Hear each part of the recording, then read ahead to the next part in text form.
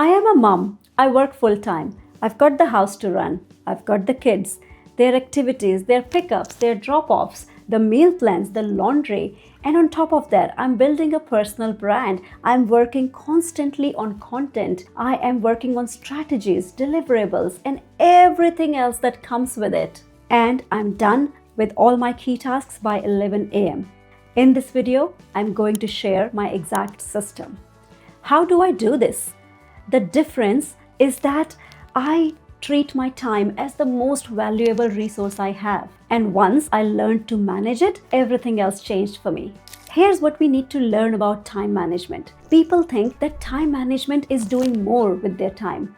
No, that's not right. Time management is doing less in your time, but the most effective task. I work less hours now than as compared to 3 years ago, but I achieved 10 times more with my time. Here are the techniques that made it possible. Number 1, plan the whole week, not just the day. You choose the rhythm that works for you, but me, I plan my entire next week on the Friday afternoon. I sit and plan every aspect of my life. I plan the home life, the meals, the kids, and the guests coming over. And then I plan my work. What are the key deliverables at work that I need to work on? And then I plan my personal brand, my content, the strategy, the meetings I'm gonna have. I plan all of that on a weekly basis. This gives you a bird's eye view into the entire week. When you do this, you will be able to fit the most productive tasks with the most productive time of the day for you. And if there are any changes to that plan, you will be able to fit those changes better because you've got a hold of the entire week. You do not need to panic yet. You are able to reprioritize and re-strategize because you already know what all is going to happen in that week. Number 2, the not to-do list. Before you even plan what you want to do in the next week, you gotta plan what you're not going to do. The not to-do list are the activities that seem important or urgent at the time, but they drain you and they do not really do much to move the needle. Example, checking every email as it comes in. I'm not gonna do that.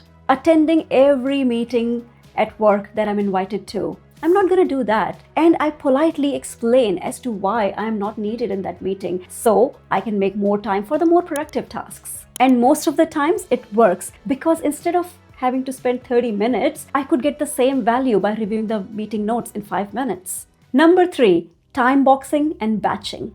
Time boxing means you allocate a certain time to a task and you do not spend a single extra minute on it. Example, my content calendar gets 30 minutes a week. I could easily spend hours on my content calendar, color coding everything, moving things around, seeing what fits better where, or quickly trying to find place for a new idea. However, I have limited my time on my content calendar to 30 minutes in a week, nothing more than that.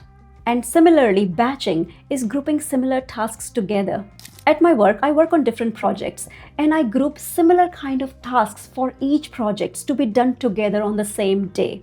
This helps me be more productive without context switching too much. All my documentation gets done in one block. All my stakeholder updates gets done in another block. I batch these tasks together so I do not have to constantly do the same thing over and over again in the entire week.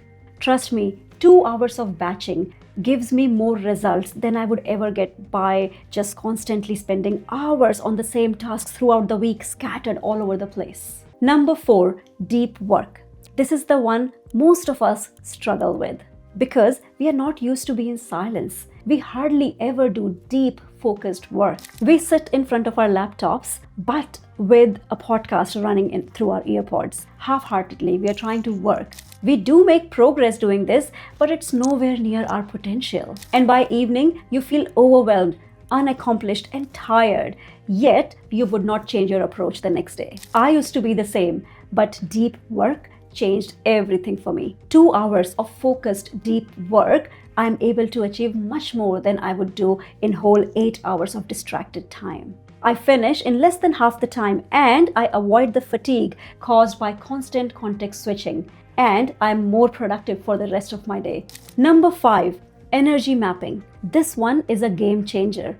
When you schedule tasks based on your energy rather than your time, you are able to achieve better results. I know that I work best between 7 to 11 a.m. So that's the time I keep for deep, focused work, for planning, for strategizing, for problem solving at work. And all the admin tasks like replying to messages, like sending an email, I save it for the low productivity afternoon when my brain is tired anyway, when I'm not going to get much done. All these scattered, busy tasks get done in the afternoon. And number 6, which I've seen most people avoid doing, do weekly check ins. Before you even plan what you're going to do in the next week, please check in with the plan for the last week. What worked? What didn't work? What could you not achieve? What did you struggle with? What can you change in your approach for the next week? You will get a lot of answers when you will look back at your week and see what didn't work for you. If you apply these techniques, plan the week, not the day. Create a not to do list. Time box and batch your work. Do deep work. Map your tasks to your energy levels and do a weekly check in. If you do all of this, there is no way that you cannot get control of your time. Your current workload will condense down and you will save at least half of your time. And since time is your biggest resource, a huge resource has now opened up for you. Now you can decide what you want to do with the time. Do you want to exercise more? Do you want to bond with your kids better? Do you want to build a brand? Up to you. Choice is yours. You've got a resource to use. I hope you got some value out of this video. I really hope that you found at least 1 or 2 techniques out of this video that you can apply to your life. Let me know in the comments which one. If you can think of anybody in your life who would get value out of these techniques, please share it with them. You might change their life. If you want to be a part of this community we are building of strong-minded people, please follow along for the journey. Because my purpose is simple, to help you build positive habits and a strong mindset. See you in the next one.